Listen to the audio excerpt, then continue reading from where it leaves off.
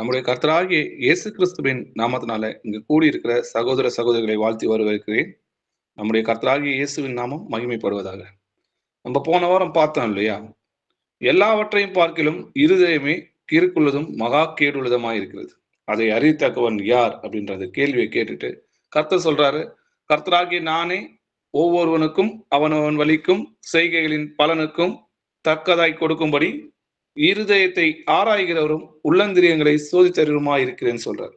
அப்போ மனுஷனுடைய நினைவுகள் என்னதுன்றத அவன் இருதயத்தில் இருக்கிறத கர்த்தர் அறிகிறார் இல்லையா? அதுக்கான நிறைய நம்ம எக்ஸாம்பிள் பார்த்தோம். அபிரகாம் நகைக்கிறதையும் கர்த்தர் என்ன பண்றாரு? அறிந்து கொள்கிறாரு. அதே போல சாரால் பின்புறமா நகைக்கிறதையும் கர்த்தர் அறிந்து கொள்கிறாரு. அவங்க சீஷர்கள் இருதயத்துல நினைக்கிறதையும் அவர் சொல்றாரு. அப்படி நிறைய பேர் என்னோட எக்ஸாம்பிள் நம்ம பார்த்தோம் இல்லையா? அந்த 18 வருஷமா பெரும்பாடு உள்ள ஸ்திரீயோட இருதயத்துல இருந்த எண்ணத்தையும் அந்த விசுவாசத்தையும் கர்த்தர் அறிகிறதையும் நம்ம பார்த்தோம்.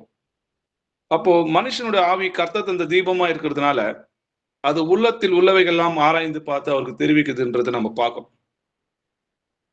அதையும் தாண்டி மனுஷனுடைய நினைவுகள் என்னதென்று அவனுக்கு வெளிப்படுத்துகிறதே கர்த்தர் தான்றதை ஆமோஸ் 4ஆம் அதிகாரம் 13வது வசனம் நமக்கு விலகி காட்டினதையும் நம்ம ஆராய்ந்து பார்த்தோம் இல்லையா? அவருடைய பார்வைக்கு மறைவான சிருஷ்டி ஒன்றுமே கிடையாது. சகலமும் அவருடைய கண்களுக்கு முன்பாக நிர்வாணமாயும் வெளியரங்கமாயும் இருக்கிறதுன்றது நம்ம பார்த்தோம்.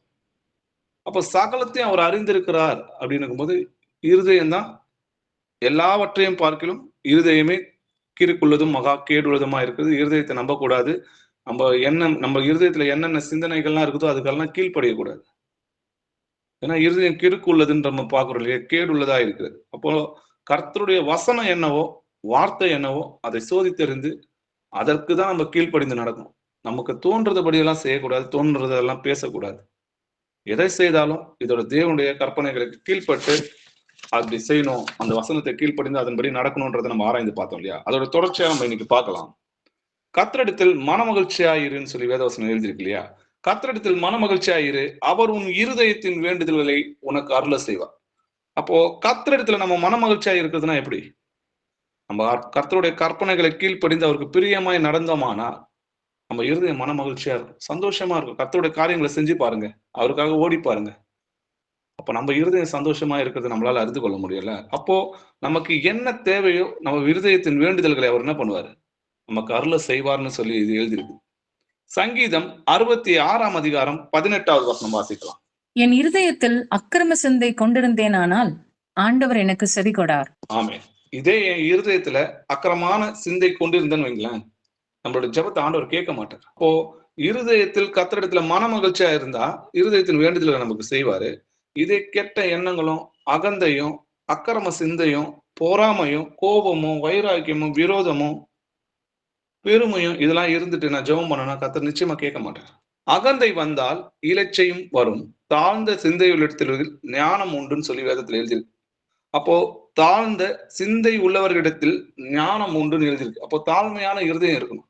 கர்த்தருக்கு பிரியமானது என்ன என்று சோதித்தறிந்து அவருக்கு பிரியமான காரியங்களை நம்ம செய்யும் போது நம்ம இருதயம் மன மகிழ்ச்சியா இருக்கும். கர்த்தர் என்ன பண்ணுவார்னு பார்த்தீங்கன்னா இருதயத்தின் வேண்டுதல் நம்மளுக்கு செய்வார். லூக்கா 1ஆம் அதிகாரம் 51வது வசனம் வாசிக்கலாம். தம்முடைய புயத்தினாலே பரக்கிரமம் செய்தார், இருதய சிந்தையில் அகந்தையுள்ளவர்களை சிதறடித்தார். ஆமென். இருதய சிந்தையில் அகந்தை உள்ளவர்களை சிதறடித்தார்னு எழுதியிருக்கு. அப்போ தாழ்மையான இருதயம் இருக்குதான்றதான் பார்ப்பாரு. கர்த்தர் இருதயத்தை தான் பாக்குறாரு, மனுஷன் தான் முகத்தை பார்ப்போம். கர்த்தர் இருதயத்தை பார்க்கறதுனால இருதயத்துல சிந்தனைகள், யோசனைகள், எண்ணங்கள் இது எல்லாத்தையும் வகையறுப்பாருன்றதை நம்ம ஏற்கனவே பார்த்தோம் இல்லையா? அப்போ ஒரு காரியம் செஞ்சா நீ ஏன் செய்யற, எதற்காக செய்யற, அந்த எந்த எண்ணத்துல நீ செய்யறன்றத கர்த்தர் என்ன பண்ணுவாரு? வகையறுத்து பார்ப்பார். இப்போ அவருக்கு முன்னாடி நம்ம ஓடவும் முடியாது, ஒளியவும் முடியாது. நம்ம உட்கார்ந்து இருந்தாலும் அவர் பார்க்கிறார், நம்ம நிமிர்ந்து நின்றாலும் பார்க்கிறார். அவருக்கு மறைவான இடம் எங்கேயுமே போக முடியாது. நம்முடைய செய்கைகளையும் எண்ணங்களையும் சிந்தனைகளும் தூரத்திலிருந்து அறிந்து கொள்வார்ன்றதுல நம்ம போனவரெல்லாம் பார்த்தோம் இல்லையா? அப்போ துன்மார்க்கனுடைய நினைவுகள் கர்த்தருக்கு அருவருப்பானவைகள். அப்போ துன்மார்க்கனுடைய இருதயம் கர்த்தருக்கு எப்படி இருக்குதுன்னு பாத்தீங்கன்னா அருவருப்பானவைகளா இருக்குதுன்றத பாக்குறோம். சுத்தவான்களுடைய வார்த்தைகளோ இன்பமானவைகள்னு சொல்லி நீதிமொழிகள் எழுதியிருக்கு. சங்கீதம் 119ஆம் அதிகாரம் 113வது வசனம் வாசிக்கலாம். வீண் சிந்தனைகளை நான் வெறுத்து உமது வேதத்தில் பிரியப்படுகிறேன். ஆமென். வீண் சிந்தனைகளை நான் வெறுத்து. எது வீண் சிந்தனை? மாம்சத்துக்குரிய எல்லாமே, அழியக்கூடிய எல்லாமே சிந்திக்கிறது எல்லாமே வீண் சிந்தனை தான். அதெல்லாம் ஒரு நாள் அழிந்து போயிடும். அப்போது உமது வேதத்தில் நான் பிரியப்படுகிறேன். அப்போ நம்ம வீண் சிந்தையை முதல்ல வெறுக்கணும். கர்த்தருடைய வசனத்தை போய் தேடணும். அது பொக்கிஷன் சொல்லி எழுதிருக்கு. வெள்ளியை தேடுகிறது போல தேடுங்கள்னு சொல்லி எழுதிருக்கு. அப்போ வேதத்தை தேடி வேதத்தை ஆராய்ஞ்சு கர்த்தரே உங்களுக்கு ஒரு விஷயத்த உங்களுக்கு நீங்க கேட்கும்போது அவருக்கு பதில் சொல்றாருன்னு வைங்களேன், அந்த சந்தோஷத்துக்கு அளவே இருக்காது. சில சமயம்லாம் நம்மளை தூங்கவே விட மாட்டார். அப்படிப்பட்ட அந்த சந்தோஷத்தை நம்ம அனுபவிச்சிருக்கணும் இல்லையா? கர்த்தர் நல்லவர் என்பதை ருசித்து பார்த்திருக்கோம் இல்லையா? நீங்கள் தேடுவீர்கள் ஆனால் அவரை கண்டடைவீர்கள். அவர் எங்கோ நம்ம பக்கத்திலே இருக்கிறாரு. நீங்க அவர்கிட்ட போய் எனக்கு இந்த வசனம் எனக்கு சொல்லிக் கொடுங்க. அவர் நமக்கு போதகரா இருக்கிறாருன்னு சொல்லி எழுதிருக்கு இல்லையா? அப்போ எனக்கு தெரியலப்பா, எனக்கு சொல்லிக் கொடுங்க, இதுக்கு என்ன விளக்கம் அப்படின்னு சொல்லி வேதத்தை ஆராய்ந்து நீங்க தேடுவீர்களானா அவரை நீங்க கண்டடைவீங்க.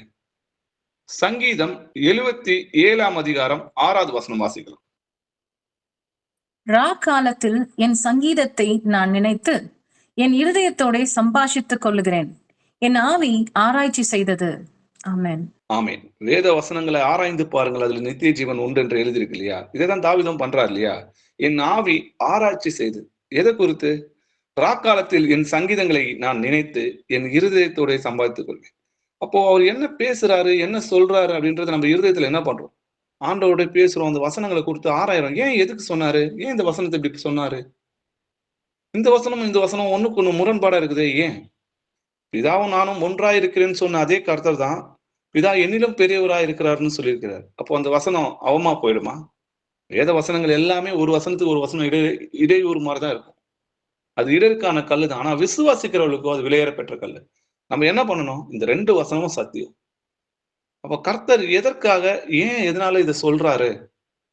அவர் மறைப்பொருளாகவும் உவமையாகவும் பேசுறாரு இல்லையா? அப்ப நம்ம அதை போய் ஆராய்ந்து பார்க்கணும். நம்ம மாம்ச சிந்தை மரணம் சொல்லி எழுதியிருக்கு. ஆவியின் சிந்தையோ ஜீவனும் சமாதானம். அப்போ நம்ம மாம்சத்துக்குரியங்களை சிந்திக்க கூடாது இல்லையா? வீண் சிந்தைகளை நம்ம வெறுத்து உமது வேதத்தில் பிரியப்படுது. அப்போ வேதம் தான் மன மகிழ்ச்சி. மன மகிழ்ச்சியை நம்ம பக்கத்திலே வச்சுக்கிட்டு எங்கெங்கயோ போய் தேடணும் எப்படி கிடைக்கும்? அப்போ தேவனுக்குன்னு நம்ம நேரத்தை ஒதுக்கணும். இந்த உலக சிந்தனைகளும் வீண் சிந்தனைகளையும் மாம்ச சிந்தனைகளையும் எல்லாத்தையும் வெறுத்து கர்த்தரை தேடணும். அவரோட வருகை சமீபமா இருக்குதுன்னு சொல்லி எழுதியிருக்கு இல்லையா? அப்ப போய் நம்ம தேடி பார்க்கணும். ஆண்டவர் நமக்கு எதனா வசனம் கொடுப்பார் இல்லையா? எல்லோருக்கும் அவர் ஐஸ்வர்ய சம்புனரா இருக்கிறார்னு சொல்லி வேதத்துல எழுதியிருக்கு. அவரை தேடுகிற யாவருக்கும் அவருக்கு நல்லவரா இருக்கிறார்னு சொல்லி வேத வசனம் சொல்லுது இல்லையா? அப்ப நம்ம தேடி பார்க்கணும்.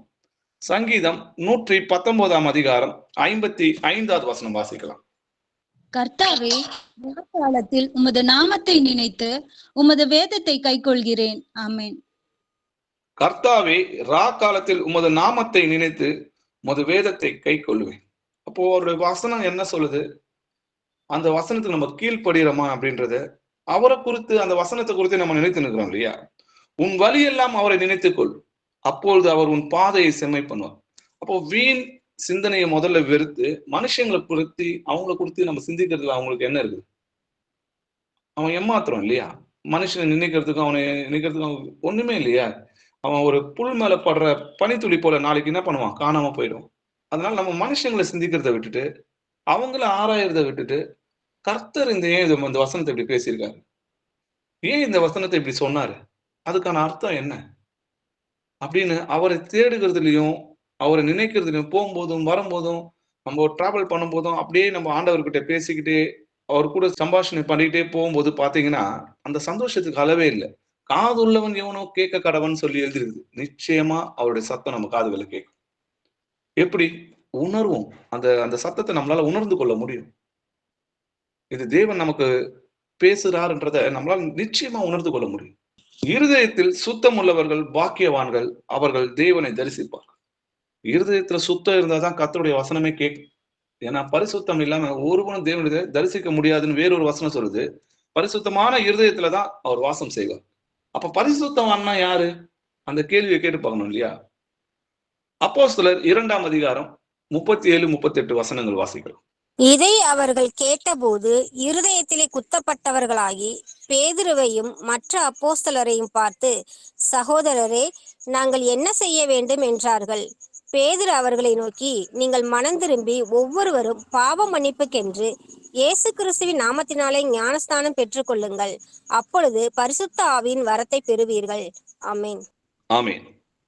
நீங்க ஜீவாதிபதியை கொலை செஞ்சிட்டீங்கன்னு பேதுரு சொல்லும் போது, அப்போ இருதயத்தில் குத்தப்பட்டவர்களாகி பேதுரை பார்த்து கேட்கிறாங்க, ஐயா நாங்க என்ன செய்யணும் அப்படின்னு கேட்கும்போது, சகோதரரே நாங்க என்ன செய்யணும்னு கேட்கும்போது, பேதுரு அவர்களை நோக்கி, நீங்கள் மனம் திரும்பி ஒவ்வொருவரும் பாவ மன்னிப்பு என்று இயேசு கிறிஸ்துவின் நாமத்தினாலே ஞானஸ்தானம் பெற்றுக்கணும். அப்போ மனம் திரும்புங்கன்னு சொல்றாரு.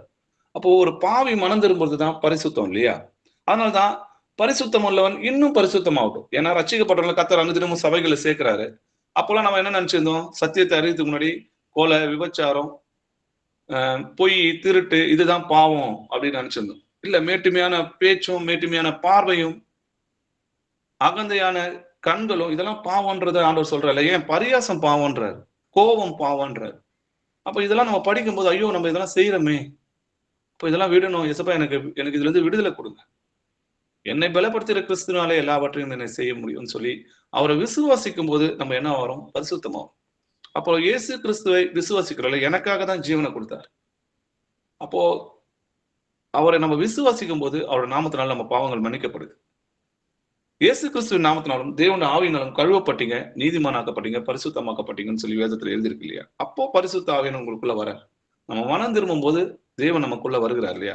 நம்மளோட குற்றங்கள் எல்லாம் மன்னிக்கப்படும் போது நொறுங்குண்ட இருதயத்தில் கர்த்தர் வாசம் செய்கிறார்.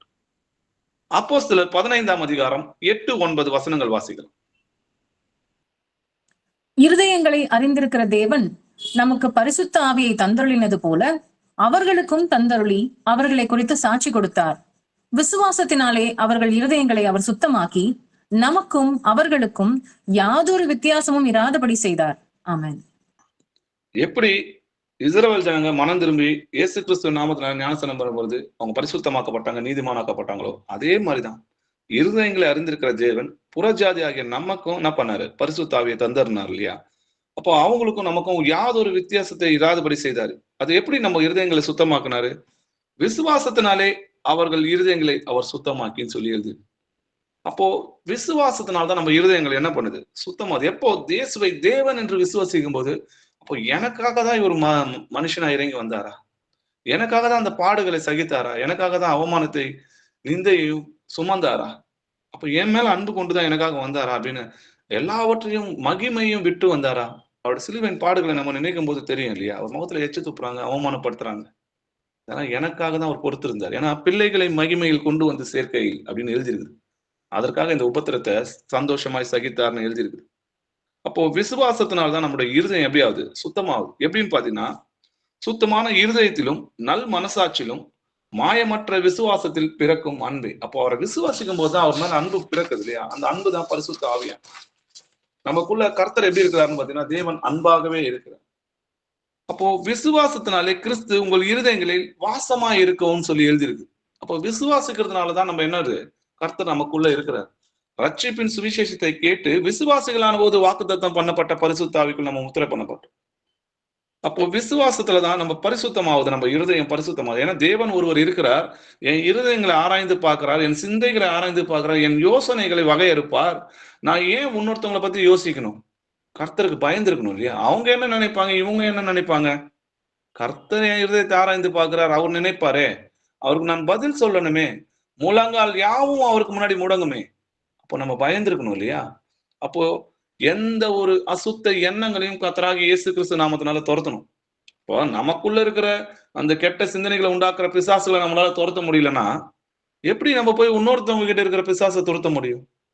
அப்போ விசுவாசத்துலதான் நம்ம இருதயம் பரிசுத்தமாகுதுன்றதை புரிஞ்சுக்கணும். ஏன்னா கர்த்தர் என் இருதயத்தை ஆராயிறாரு, அவருக்கு எல்லாமே வெளியரங்கமா இருக்குன்னு முதல்ல விசுவாசிக்கணும். அவர் பார்த்துட்டு இருக்காரு, நம்ம செய்யறத, சிந்திக்கிறத, யோசிக்கிறத, எண்ணங்களையும் வகையா இருக்கிறார், ஏன் எதுக்குன்றது. அப்போ அவர் நமக்கு பயந்துருன்றாரு. கர்த்தருக்கு பயந்து இருக்கணும். 1 பேதுரு 3ஆம் அதிகாரம் 15வது வசனம் வாசிக்கலாம். கர்த்தராகிய தேவனை உங்கள் இருதயங்களில் பரிசுத்தம் பண்ணுங்கள்.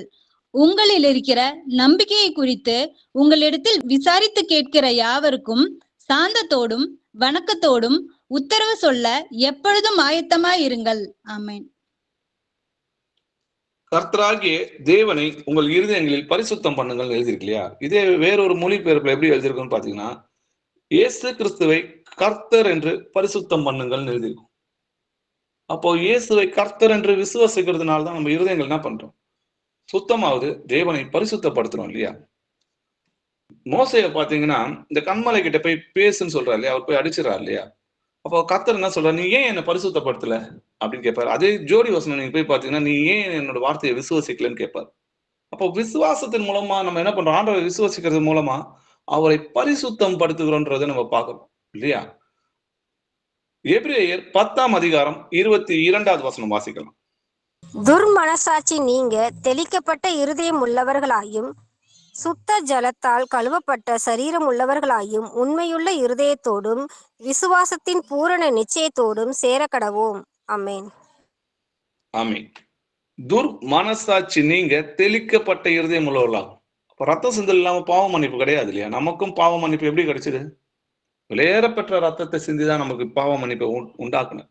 அவரை விசுவாசிச்சு நம்ம ஞானஸ்தானம் எடுக்கிறோம் இல்லையா? அப்போ ஜலத்தினால கழுவப்பட்டோம்னு சொல்லி வேதத்துல எழுதியிருக்கு. அப்போ ஆவினாலும் பிறந்திருக்கிறோம் இல்லையா? ஒருத்தன் ஜலத்தினாலும் ஆவினாலும் பிறவாட்டால் தேவனுடைய ராஜ்யத்தில் பிரவேசிக்க மாட்டான்னு சொல்லி எழுதியிருக்கு. உண்மையுள்ள இருதயத்தோடும் விசுவாசத்தின் பூரண நிச்சயத்தோடும் தேவனுடைய சேர முடியும். அப்போ உண்மையுள்ள இருதயம், பரிசுத்தமுள்ள இருதயம், சுத்தமான இருதயம் இருந்தா மட்டும்தான் நம்ம தேவனிடத்துல சேர முடியும். அப்படிப்பட்ட இருதயத்துலதான் தேவன் வாசமா இருப்பார். அப்போ நம்ம ஞானஸ்தானத்துக்கு முன்னாடி எப்படி இருந்தோம், இப்ப ஞானஸ்தானத்தை பெற்ற பிறகு நாளுக்கு நாள் உள்ளான மனுஷன் வளரணும். அப்படி வளர்றாரா? உள்ளான மனுஷன் நாளுக்கு நாள் வளர்ந்துருக்கிறாரா பார்க்கணும். நம்ம இன்னும் போன வாரம் பார்த்தோம் இல்லையா, நம்ம போர் சேவகனா இருக்கிறோம். கர்த்தருக்காக யுத்தம் பண்ணுகிற நல்ல போர் சேவகனா இருந்து தீங்கு அனுபவின்னு சொல்றாரு இல்லையா? அப்போ கர்த்தருக்காக போர் சேவகனா இருக்கிறோமா, இல்ல இன்னும் குழந்தையாவே இருக்கிறோமா? ஏன்னா புதிதாய் பிறந்தோம்னா வளரணும் இல்லையா? குழந்தைகள் வளர்றது இல்லையா? அதே போல நம்மளும் கர்த்தருக்குள்ள வளரணும் இல்லையா? அப்போ முந்தின நடக்கைக்குரிய மோசம் போகும் இச்சைகளாலே கெட்டு போகிற பழைய மனுஷனை நீங்கள் கலைத்துட்டு உங்கள் உள்ளத்திலே புதிதான ஆவி உள்ளவராகி மெய்யான நீதியிலும் பரிசுத்தத்திலும் தேவனுடைய சாயலாக சிருஷ்டிக்கப்பட்ட புதிய மனுஷனை தரித்து கொள்ளுங்கள்னு சொல்லி எழுதியிருக்குது. அப்போ நம்ம உள்ளத்தில், உங்களோட உள்ளத்தில் என்ன நாட்டப்பட்டிருக்குதான், தேவனுடைய வசனம் நாட்டப்பட்டு இருக்குதுன்னு சொல்லி எழுதியிருக்கு இல்லையா? அப்போ அந்த வசனம் என்ன பண்ணணும், நாளுக்கு நாள் வளரணும். அப்போ வளருதுன்னா என்ன, நிறைய வசனம் வளருமா? அப்போ என்ன இருக்கிற பைபிள் இருக்கிற அதிகமான வசனம் வளருமான்னு கேட்டா இல்ல. ஃபர்ஸ்ட் பாத்தீங்கன்னா பொய் சொல்லக்கூடாதுன்னு முதல்ல நம்ம முடிவு பண்றோம். எஸ்பா, நான் இன்னில இருந்து யாருக்கு விரோதமா நான் பொய் சொல்ல மாட்டேன். என்னால நான் சொன்னா விழுந்துரும். ஏசப்பா, நீங்க எனக்குள்ள இருக்கிறீங்க, நீங்க என்னை காத்துக்கொள்ளுங்க, சோதனையில் விளைவிடாதீங்க, தீமை இருந்து என்னை ரசித்துக் கொள்ளுங்க. என்னை பலப்படுத்துகிற கிறிஸ்துனாலே எல்லாவற்றையும் என்னால செய்ய முடியும். நான் பொய் பேசாம என்னால இருக்க முடியும். உம்முடைய கிருபையினாலே நீங்க சொன்னீங்கன்னா, அவரை நம்புனீங்கன்னா நிச்சயமா நம்மளால நம்ம இருதயத்திலிருந்தோ வாயிலிருந்தோ பொய் வராது. அதுக்கப்புறம் என்ன வரும்னு பாத்தீங்கன்னா, உண்மையா இருக்கணும், பரியாசம் பண்ணக்கூடாது அப்படின்ற சிலர் இன்னும் கூட 2 வசனங்கள் வளரும். அது அப்படி எப்படி ஆகும் பாத்தீங்கன்னா, அது 1 2 2 4 4 30 60 100 பலன் தரும். அப்போ எதுவரை நீங்க தேறி இருக்கிறீங்களோ அதுல ஒழுங்கா இருங்க. எந்த வசனம் முதல்ல ஒரு வசனத்துக்கு உண்மையா இருந்து பாருங்களேன், அது கூடவே நிறைய வசனங்கள் வளரும். 1 பேதுரு 1ஆம் அதிகாரம் 22வது வசனம் வாசிக்கலாம். ஆகையால் நீங்கள் மாயமற்ற சகோதர சிநேகம் உள்ளவர்களாகும்படி ஆவியினாலே சத்தியத்திற்கு கீழ்ப்படிந்து உங்கள் ஆத்துமாக்களை சுத்தமாக்கி கொண்டவர்களாய் இருக்கிறபடியால் சுத்த இருதயத்தோடே ஒருவரில் ஒருவர் ஊக்கமாய் அன்பு கூறுங்கள். ஆமென். ஆமென். மாயமற்ற சகோதர சிநேகம் உள்ளபடி நீங்க என்ன பண்ணுமா, முதல்ல சத்தியத்திற்கு கீழ்ப்படிங்கன்னு சொல்லி எழுதிருக்கு. அப்போ உங்க ஆத்துமாக்களை சுத்தமாக்கி கொண்டு சுத்த இருதயத்தோடு ஒருவருக்கு ஒருவர் என்ன பண்ணணும், ஊக்கமாய் அன்பு கூறுங்க. பிரைஸ்லான்னு நம்ம மனதார சொல்றோம், அது மனதில இருந்து தான் வருதா, இருதயத்துல இருந்து வருதா? ஏன்னா வாயில நம்ம பிரைஸ்லாட் சொல்லிட்டு இருதயத்துல சபிக்கிறோம்னு சொல்லி நம்ம போன வாரம் எல்லாம் பார்த்தோம் இல்லையா? அப்போ கர்த்தர் பாப்பாரு. அந்த சகோதரனுக்கு தெரியாட்டியும் கர்த்தர் நீ எந்த எண்ணத்துல பேசுற, எதனால இந்த கேள்வியை கேட்கிற அப்படின்றது எல்லாத்தையும் வகையறுத்து நியாயத்திற்குள்ள கொண்டு வருவார். அதனால கர்த்தருக்கு நம்ம பயந்துருக்கணும் இல்லையா? அப்போ சுத்த இருதயத்தோடு ஒருவருக்கு ஒருவர் ஊக்கமான அன்பு கொள்ளணும் இல்லையா? சிறுமைப்பட்டவன் மேல் சிந்தையுள்ளவன் பாக்கியவான். நம்ம சிந்தைய எப்படி வைக்கணும்னு சொல்றாரு. நம்ம ஏற்கனவே பார்த்தோம், கிறிஸ்துவோட சிந்தை ஆயுதமாக தரித்து கொள்ளுங்கள்ன்றதை நம்ம பார்த்தோம். இங்க ஏழை எளியவங்க மேல நம்ம சிந்திக்கிறோம் இல்லையா? அவங்களுக்கு எதனா நம்ம உதவணும், அவங்கள பார்த்தா நமக்கு எதனா செய்யணும், இல்ல நம்ம ஒரு சாப்பாடாவது வாங்கி கொடுக்கணும் அப்படின்னு சொல்லி நம்ம யோசிக்கிறோம் இல்லையா? அப்படி சிந்திக்கிறவனே பாக்கியவான்னு சொல்லி வேதத்துல எழுதிருக்கு. ஏன்னா இருதயத்தின் நினைவு தான் என்ன பண்ணும், வாயும் பேசும், செய்கையும் அதனாலதான் வரும். யாக்கோப்பு 1ஆம் அதிகாரம் 26 27 வசனங்கள் வாசிக்கலாம். உங்களில் ஒருவன் தன் நாவை அடக்காமல் தன் இருதயத்தை வஞ்சித்து தன்னை தேவ பக்தி உள்ளவன் என்று எண்ணினால் அவனுடைய தேவ பக்தி வீணாயிருக்கும். திக்கற்ற பிள்ளைகளும் விதவைகளும் படுகிற உபத்திரவத்திலே அவர்களை விசாரிக்கிறதும் உலகத்தால் கரைப்படாத படிக்கு தன்னை காத்து கொள்கிறதுமே பிதாவாகிய தேவனுக்கு முன்பாக மாசில்லாத சுத்தமான பக்தியாய் இருக்கிறது. ஆமேன். ஆமேன். உங்களில் ஒருவன் தன் நாவை அடக்காம தன் இருதயத்தை வஞ்சித்து, அப்ப இருதயத்தை தான் என்ன பண்ணுவான் பிசாசு, வஞ்சிக்கிறான் இல்லையா? யூதாசோட இருதயத்தை என்ன பண்ணான் பிசாசு தூண்டினான்னு சொல்லி எழுதி. இப்போ விபச்சாரம் செய்கிற ஒரு ஸ்ரீயனை இச்சையோட பார்த்தாலே உன் இருதயத்துல விபச்சாரம் நடந்தாயிட்டுன்னு சொல்லி எழுதி. அப்போ இருதயத்தை தான் என்ன பண்றான் பிசாசு வஞ்சிக்கிறான். அதுக்கப்புறம் அது செய்கையா வெளியே வருது இல்லையா? அப்போ நம்ம என்ன பண்ணணும்? தேவ பக்தினா என்ன? வசனம் சொல்லுது, திக்கற்ற பிள்ளைகளும் விதவைகளும் படுகிற உபத்திரத்திலே அவர்களை விசாரிக்கிறதும் உலகத்தால் கரைப்படாதபடிக்கு தன்னை காத்து கொள்கிறதுமே பிதாவாகிய தேவனுக்கு முன்பாக மாசில்லாத சுத்தமான பக்தியாய் இருக்கிறதுன்றதை நம்ம பார்க்கிறோம். அப்போ நாவை அடக்குன்றாரு முதல்ல கர்த்தர். அதுக்கப்புறம் என்ன சொல்றாரு? நாவை அடக்காம தன் இருதயத்தை வஞ்சிக்கிறான்னா, அப்போ நாவை அடக்காம நான் பக்திமான, நான் கர்த்தருக்கு உண்மையா இருக்கிறேன் அப்படின்லாம் நம்ம இருக்கவே முடியாது. நாவை அடக்காம எதுவுமே செய்ய முடியாது இல்லையா? முதல்ல நம்ம வார்த்தையில உண்மை உள்ளவர்களா இருக்கணும். வார்த்தையில சுத்தம் உள்ளணும். சுத்தமான வார்த்தையா இருக்கணும். நம்ம எதை செய்யறோமோ, எதை வாக்கு கொடுக்குறோமோ, அது நஷ்டமே வந்தாலும் என்ன பண்ணணும்?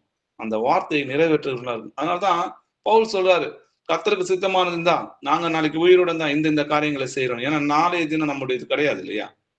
அப்போ எதுவா இருந்தாலும், எந்த வாக்கு கொடுத்தாலும் நம்ம எப்படி இருக்கணும்? உண்மை உள்ளவர்களா இருக்கணும். ஒருவன் உலகில் ஆஸ்தி உடையவனா இருந்து தன் சகோதரனுக்கு ஒரு குறைச்சல் உண்டு என்று கண்டு தன் இருதயத்தை அவனுக்கு அடைத்து கொண்டால்னு எழுதியிருக்கு. அப்ப கொடுக்கறதுக்கு இருதயம் இல்லைன்னு வைங்களேன், அவனுக்குள்ள தேவ அன்பு எப்படி இருக்கும்? நீ தேவன்கிட்ட அன்பு காட்டுறன்னா, அப்போ ஆண்டவரோட பிள்ளைகள் எடுத்து நீ அன்பு காட்டுவே இல்லையா? கூட பிறந்த சகோதர சகோதரிகளுக்கும், சபையில இருக்கிற ஒரு ஏழை எளியவங்களுக்கும், திக்கற்ற பிள்ளைகளுக்கும், விதவைகளுக்கும் நம்மளோட இருதயத்தை திறக்காம நான் தேவனிடத்துல அன்பு கூறுகிறேன்னு சொன்னா நம்ம இருதயத்தை வஞ்சிக்கிறோம் இல்லையா? அப்போ வசனத்தினாலும் நாவினாலும் கிரியையினாலும் உண்மையினாலும் அன்பு கூற கடவுள்னு சொல்லி எழுதியிருக்கு. அப்போ வெறும் வார்த்தையினால மட்டும் கிடையாது, கிரியையினாலும் என்ன பண்ணுங்க? அன்பு கூறுங்கள்னு எழுதியிருக்கு. நீங்க இப்படி செஞ்சீங்கன்னா கர்த்தர் சொல்றாரு, இதனாலே நாம் நம்மை சத்தியமுக்குரியோர் என்று அறிந்து நம்முடைய இருதயத்தை அவருக்கு முன்பாக நிச்சயப்படுத்தி கொள்ளலாம் சொல்லிடுது. அப்போ ஆண்டவருடைய கற்பனைகளின்படி நம்ம நடந்து வரோம்னு வைங்களேன், கர்த்தர் நமக்குள்ள இருக்கிறாரு அப்படின்றத நம்ம புரிஞ்சுக்கலாம். நம்மளும் கர்த்தருக்கு பிரியமாய் நடக்கிறோன்றதை அறிந்து கொள்ளலாம். ஜீசஸ் சொல்றாரு, நான் எப்படி பிதாவின் கற்பனைகளை கை கொண்டு அவருக்குள் நிலைத்திருந்தனோ நீங்களும் என்னுடைய கற்பனைகளை கை கொண்டிருந்தீர்கள், ஆனால் எனக்குள் நிலைத்திருப்பீங்கன்னு சொல்றாரு இல்லையா? யாக்கோப்பு 3:14-15 வசனங்கள் வாசிக்கலாம். உங்கள் இருதயத்திலே கசப்பான வைராக்கியத்தையும் விரோதத்தையும் வைத்தீர்களானால் நீங்கள் பெருமை பாராட்டாதிருங்கள். சத்தியத்திற்கு விரோதமாய் பொய் சாட்சி சொல்லாமலும் இருங்கள். இப்படிப்பட்ட ஞானம் பரத்தில் இருந்து இறங்கி வருகிற ஞானமாய் இராமல் லௌகீக சம்பந்தமானதும் ஜென்ம சுவாபத்துக்குரியதும் பேய்த்தனத்துக்கு அடுத்ததுமாய் இருக்கிறது. ஆமென். அப்போ கசப்பு, வைராக்கியம், விரோதம் எங்க இருக்கான்? இருதயத்துலதான் இருக்குது இல்லையா? அதனாலதான் சுத்தமான இருதயம் உள்ளவர்கள் பாக்கியவான்னு சொல்லி எழுதியிருக்கு. அப்போ இப்படிப்பட்ட ஞானம்லாம் இதெல்லாம் யார் கொடுக்குறா? பிசாசு தான் விதைக்கிறான். பேய்த்தனத்துக்கு அடுத்ததா இருக்கிறதுன்னு சொல்லி வேதத்துல தெளிவாவே எழுதியிருக்கு. அப்போ நம்ம இதுல இருந்து எப்படி விடுதலை ஆகணும்? அப்ப மன்னிப்புன்றது ஒரு ஆயுதம். கர்த்தர் சொல்றாரு, மன்னிங்கன்றாரு. நீங்களும் அவன் தன் சகோதரன் செய்த தப்பிதங்களை மனப்பூர்வமாய் மன்னியாமல் போனால் என் பரமபிதா உங்களுக்கு அப்படியே செய்வார். அப்போ நம்ம மன்னிக்கணும். மன்னிச்சாதான் மன்னிக்கணும். அதுக்கு அடுத்தது அவங்களுக்காக ஜெபம் பண்ணணும், அவங்களை ஆசீர்வதிக்கணும். அப்பதான் அவங்க மேல இருக்கிற கசப்பு இருதயத்துல நம்ம விட்டு வெளியே போவோம். ஏன்னா மன்னிச்சிட்டேன்னு சொல்லுவோம், ஆனா அதுக்கப்புறம் பேசிட்டே இருப்போம். இப்போ இருதயத்தை நினைவுதான் என்ன பண்ணுது? வாய் பேசுது இல்லையா? இருமனம் உள்ளவர்களே உங்கள் இருதயங்களை பரிசுத்தமாக்குங்கள்னு சொல்லி எழுதியிருக்கு. அப்போ தேவனுக்கும் உலகத்துக்கும் நம்மளால என்ன பண்ண முடியாது? ஊழியம் செய்ய முடியாதுன்றதை நம்ம பார்க்கிறோம். கலப்பையில கை வச்சுட்டு திரும்பி பார்க்கிற யாவரும் தேவனுடைய ராஜ்யத்துக்கு போக முடியாதுன்னு சொல்லி எழுதியிருக்கு. லோத்துவின் மனைவி நினைத்துக் கொள்ளுங்கன்னு. எதுக்கு நினைத்துக் கொள்ளுங்கன்னு சொல்றாரு? இவங்க எல்லாம் இடறி போனாங்க. அதே போல நம்மளும் இடறி போக கூடாதுன்றத ஆண்டவர் நம்மளுக்கு அதை திஷ்டாந்தமா வச்சிருக்காரு. அது எப்பொழுதும் நம்ம இருதயத்துல கர்த்தருக்கு பயப்படுறதுக்காக அதை நினைக்கணும் இல்லையா? தாவீது என்ன சொல்றாரு பாருங்க. சங்கீதம் 51 அதிகாரம் 10வது வசனம் வாசிக்கலாம். தேவனே, சுத்த இருதயத்தை என்னிலே சிருஷ்டியும், நிலைவரமான ஆவியை என் உள்ளத்திலே புதுப்பியும். ஆமென். தேவனே சுத்த இருதயத்தில் என்னை சிருஷ்டி. இந்த மாதிரி நம்ம என்னைக்காவது ஜெபம் பண்ணிருக்கோமா? எனக்கு சுத்தமான இருதயத்தை கொடுங்கப்பா, என் இருதயத்தில் இருக்கிற கேடான சிந்தனைகளையும் பொல்லாத எண்ணங்களை என்னை விட்டு நீங்கும்படியே கிருபை செய்யுங்கப்பா அப்படின்னு சொல்லி நம்ம ஜெபம் பண்ணிருக்கோமா? தாவீது பாருங்க, தேவனே என்னை ஆராய்ந்து என் இருதயத்தை அறிந்து கொள்ளும், என்னை சோதித்து என் சிந்தனையை அறிந்து கொள்ளும், வேதனை உண்டாகும் வழி என்னிடத்தில் உண்டோ என்று பார்த்து நித்திய வழியில் என்னை நடத்தும் சொல்லி ஜெபம் பண்றேன். அப்போ ஏசப்பா என் இருதயத்தை ஆராய்ந்து பாருங்கன்னு சொல்றதுக்கு நமக்கு தைரியமே இருக்காதே. அநேக காரியங்கள் நம்ம தவறுகிறோமே. அப்போ கர்த்தரை இடத்துல போய் நம்ம போய் நிக்கணும்னா சுத்த இருதயம் இருக்கணும். அப்போ நம்ம போய் நம்மளுடைய குற்றங்கள் என்ன பண்ணணும்? அறிக்கையிடணும். அப்போ நம்ம அறிக்கையிட்டு அதை விட்டு விடும் போது நம்ம சுத்தமாகறோம் இல்லையா? கர்த்தர் என்ன பண்றாரு? நம்மளை திரும்பவும் ஏற்றுக்கொள்கிறத நம்ம பார்க்கணும். இப்போ அந்த கெட்ட குமாரன் கதையில கூட பாத்தீங்கன்னா, அந்த கெட்ட குமாரனுக்கு புத்தி வந்த போது அவன் யார் இடத்துல போறான்? நான் தகப்பன் இடத்துல போவேன் அப்படின்னு அந்த வசனம் சொல்லுது. நீங்க போய் படிச்சு பாருங்க. அவனுக்கு புத்தி வந்த போது அப்பா கிட்ட போகணும்னு அவனுக்கு என்ன வந்துச்சு? அப்பா கிட்ட போகணும்னு என்ன வந்ததுதான் புத்தி வந்ததுன்னு சொல்லி வேதத்துல எழுதிருக்கு. அவரிடத்துலதான் போனோம் நம்ம. அவரே பீறினார், அவரே நம்மளோட காயங்களை கட்டுவார். நமக்கு யார் இருக்கிறா? அவரை போல நம்மளை நேசிக்கிறதுக்கு இந்த உலகத்துல யார் இருக்கிறா? அவர் மட்டும்தான் எப்பொழுதும் நம்ம இடத்துல அன்பு கூறுகிறவராக இருக்கிறார். யோவேல் 2ஆம் அதிகாரம் 13வது வசனம் வாசிக்கலாம். நீங்கள் உங்கள் வஸ்திரங்களை அல்ல, உங்கள் இருதயங்களை கிழித்து உங்கள் தேவனாகிய கர்த்தரிடத்தில் திரும்புங்கள். அவர் இரக்கமும் மன உருக்கமும் நீடிய சாந்தமும் மிகுந்த கிருபையும் உள்ளவர். அவர் தீங்குக்கு மனஸ்தாபப்படுகிறவருமாய் இருக்கிறார். ஆமென். ஆமென். உங்கள் வஸ்திரங்களை அல்ல, உங்கள் இருதயங்களை கிழித்து உங்கள் தேவனாகிய கர்த்தரிடத்தில் திரும்புங்கள். அவர் எப்படி இருக்கிறாரா? இரக்கமும் மன உருக்கமும் நீடிய சாந்தமும் மிகுந்த கிருபை உள்ளவரா இருக்கிறார். அவர் தீங்குக்கு மனஸ்தாபப்படுகிறவரா இருக்கு. பிசாசு தான் குற்றம் சாட்டிக்கிட்டே இருப்பான். இல்ல நீ கர்த்தருக்கு விரோதமா பாவம் செஞ்சுட்ட, அதனால உன்னை நீ இனிமேல் திரும்ப போக முடியாது. இல்ல, நம்ம மனம் பூர்வமாய் மன்னிப்பு கேட்டு அந்த பாவத்தை விட்டு அந்த பாவம் செஞ்சதுக்காக துக்கப்பட்டு மனம் திரும்பி ஆண்டவர் இடத்துல போவோமானா கர்த்தர் நிச்சயமா மன்னிப்பார். லௌகீக துக்கம் மரணத்தை உண்டாக்கும், ஆத்மா துக்கமோ ரட்சிப்பை உண்டாக்கும்னு சொல்லி எழுதிருக்கு இல்லையா? அப்போ உங்கள் பொக்கிஷம் எங்க இருக்கோ அங்க உங்க இருதயம் இருக்கும்னு சொல்லி எழுதிருக்கு. நம்முடைய பொக்கிஷம் எங்க இருக்கணும்? அது தேவனிடத்துல இருக்கணும். இப்போ தேவனிடத்துல கர்த்தராகிய இயேசு கிறிஸ்து இடத்துல நம்ம இருதயம் இருந்துச்சுன்னா நம்மளுடைய நினைவுகள், சிந்தனைகள், நம்மளுடைய செயல்கள் எல்லாமே ஆட்டோமேட்டிக்கா நம்மளோட எல்லா அவயங்களும் என்ன பண்ணும்? சரீரத்துல இருக்கிற எல்லா அவயங்களும் அவருக்காக ஓடும். அதையே சிந்திக்கும், அதையே யோசிக்கும், அதே எண்ணமா இருக்கும். வேதத்தையே நம்ம ஆராய்ந்துட்டு இருப்போம். கர்த்தருக்குள்ள மன மகிழ்ச்சியா இருப்போம் இல்லையா? அப்போ நம்மளுடைய இருதயம் இப்பிரபஞ்சத்தின் மேல இருக்குதா இல்ல கர்த்தரிடத்துல இருக்குதான்றதை நம்ம சோதிச்சு பார்க்கலாம். ஏசாயா 29ஆம் அதிகாரம் 13வது வசனம் வாசிக்கலாம். இந்த ஜனங்கள் தங்கள் வாயினால் என்னிடத்தில் சேர்ந்து தங்கள் உதடுகளினால் என்னை கனம் பண்ணுகிறார்கள். அவர்கள் இருதயமோ எனக்கு தூரமாய் விலகி இருக்கிறது. அவர்கள் எனக்கு பயப்படுகிற பயம் மனுஷராலே போதிக்கப்பட்ட கற்பனையாய் இருக்கிறது. ஆமென். எந்த அளவுக்கு மனுஷனுடைய இருதயத்தை கர்த்தர் ஆராய்ந்தா இந்த வசனத்தை சொல்வார். இந்த ஜனங்கள் தங்கள் வாயினால் என்னிடத்தில் சேர்ந்து தங்கள் உதடுகளால் என்னை கனம் பண்ணுறாங்க. கர்த்தாவே கர்த்தாவே நோக்கி கூப்பிடுறாங்க இல்லையா? ஆனா அவர்கள் இருதயமும் எனக்கு தூரமாய் விலகி இருக்கு. ஏன்னா அவங்க இருதயம் இன்னைக்கு எங்க இருக்குன்னு பாத்தீங்கன்னா, அநேகரோட இருதயம் இன்னைக்கு பொருளாசை மேலதான் இருக்கு, இந்த உலகத்தின் மேலதான் இருக்குது இல்லையா? எசேக்கியேல் 33ஆம் அதிகாரம் 31வது வசனம் வாசிக்கலாம். ஜனங்கள் கூடி வருகிற வழக்கத்தின்படி உன்னிடத்தில் வந்து உனக்கு முன்பாக என் ஜனங்கள் போல் உட்கார்ந்து உன் வார்த்தைகளை கேட்கிறார்கள். ஆனாலும் அவர்கள் அவைகளின்படி செய்கிறதில்லை. அவர்கள் தங்கள் வாயினாலே இன்பமாய் பேசுகிறார்கள். அவர்கள் இருதயமோ பொருளாசையை பின்பற்றி போகிறது. ஆமென். ஆமென். இது நம்மளுடைய சபைகளில் நடக்குது இல்லையா? ஜனங்கள் கூடி வருகிற வழக்கத்தின்படி உன்னிடத்தில் வந்து உனக்கு முன்பாக என் ஜனம் போல் உட்கார்ந்து உன் வார்த்தைகளை கேட்கிறாங்க. இன்னைக்கு அநேக சகோதரர்கள் ஆண்டோடைய வசனத்தை போதிக்கிறாங்க, அநேகர் கேட்கிறாங்க இல்லையா? ஆனாலும் அவர்கள் அவைகளின்படி செய்கிறது இல்லை. கர்த்தரும் சொல்றாரு இல்லையா? கர்த்தாவே கர்த்தாவே நோக்கி கூப்பிடுறவங்களாம் தேவனுடைய ராஜ்யத்துல பிரவேசிக்க முடியாதுப்பா. என் வசனத்தை கேட்டு அதன்படி செய்கிறவங்கள தான் புத்தி உள்ளவன்னு சொல்லி ஆண்டவர் ஒப்பிடுகிறார். அவர்கள் தங்கள் வாயினால் இன்பமாய் பேசுகிறாங்க, அவர்கள் இருதயமோ பொருளாசையை பின்பற்றி போகுது. அப்போ இன்னைக்கும் எல்லாருக்கும் எப்படி இருக்குதுன்னா பொருளாசை தான் இருக்கு இல்லையா? பொருளாசைன்றது என்னன்னு பாத்தீங்கன்னா, நமக்கு இருக்கிறது போதும்னு நினைக்கிறது தான் தேவ பக்தி. நமக்கு இருக்கிறதும் நமக்கு எல்லாமே திருப்தியா இருக்கும். ஆனா இன்னும் இன்னும் வேணும் வேணும் நம்ம நினைக்கிறோம்னா அது பொருளாசை. சங்கீதம் 49ஆம் அதிகாரம் 11 இருந்து 13 வசனங்கள் வரைக்கும் வாசிக்கலாம். தங்கள் வீடுகள் நித்திய காலமாகவும் தங்கள் வாஸ்து ஸ்தலங்கள் தலைமுறை தலைமுறையாகவும் இருக்கும் என்பதே அவர்கள் உள்ளத்தின் அபிப்பிராயம். அவர்கள் தங்கள் நாமங்களை தங்கள் நிலங்களுக்கு தரிக்கிறார்கள். ஆகிலும் கனம் பொருந்தியவனாய் இருக்கிற மனுஷன் நிலைத்திருக்கிறதில்லை. அழிந்து போகும் மிருகங்களுக்கு ஒப்பாய் இருக்கிறான்.